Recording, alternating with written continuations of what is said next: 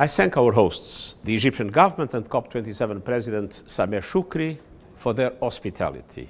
I also want to recognize Simon Steele and the United Nations climate change team for all their efforts.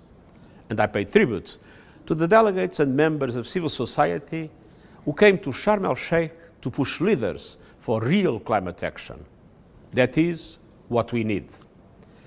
COP27 took place not far from Mount Sinai, a site that is central to many faiths and to the story of Moses or Musa. It's fitting. Climate chaos is a crisis of biblical proportions. The signs are everywhere.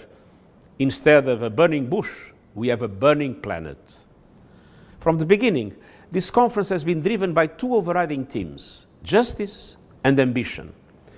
Justice for those on the front lines who did so little to cause the crisis, including the victims of the recent floods in Pakistan that inundated 1/3 of the country. Ambition to keep the 1.5-degree goal alive and pull humanity back from the climate cliff. This COP has taken an important step towards justice. I welcome the decision to establish a loss and damage fund and to operationalize it in the coming period. Clearly, this will not be enough, but it is a much-needed political signal to rebuild broken trust. The voices of those on the front lines of the climate crisis must be heard. The UN system will support this effort every step of the way. Justice should also mean several other things. Finally making good on the long-delayed promise of $100 billion a year in climate finance for developing countries. Clarity and a credible roadmap to double adaptation finance. Changing the business models of multilateral development banks and international financial institutions. They must accept more risk and systematically leverage private finance for developing countries at reasonable costs. But let's be clear, our planet is still in the emergency room. We need to drastically reduce emissions now, and this is an issue this COP did not address. A fund for loss and damage is essential, but it's not an answer if the climate crisis washes a small island state off the map or turns an entire African country to desert. The world still needs a giant leap on climate ambition.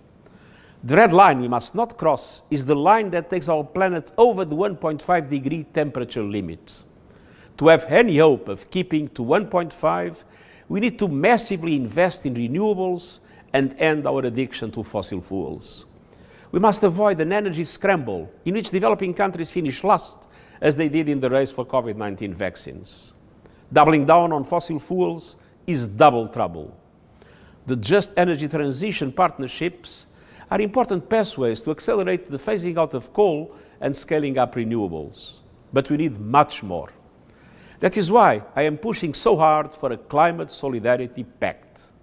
A pact in which all countries make an extra effort to reduce emissions this decade in line with 1.5-degree goal.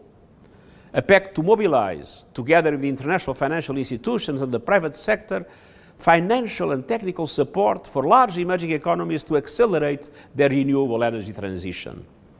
This is essential to keep the 1.5-degree limit within reach and for everyone to play their part. COP27 concludes with much homework and little time. We are already halfway between the Paris Climate Agreement and the 2030 deadline. We need all hands on deck to drive justice and ambition. And this also includes ambition to end the suicidal war on nature that is fueling the climate crisis, driving species to extinction and destroying ecosystems.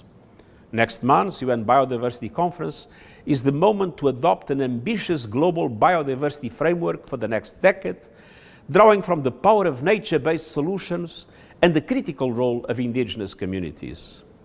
Finally, justice and ambition require the essential voice of civil society. The most vital energy source in the world is people power.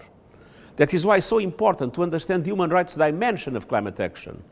Climate advocates, led by the moral voice of young people, have kept the agenda moving through the darkest days. They must be protected. To all of them, I say we share your frustration, but we need you now more than ever. Unlike the stories from the Sinai Peninsula, we cannot wait for a miracle from a mountain top. It will take each and every one of us fighting in the trenches each and every day. Together, Let's not relent in the fight for climate justice and climate ambition. We can and must win this battle for our lives.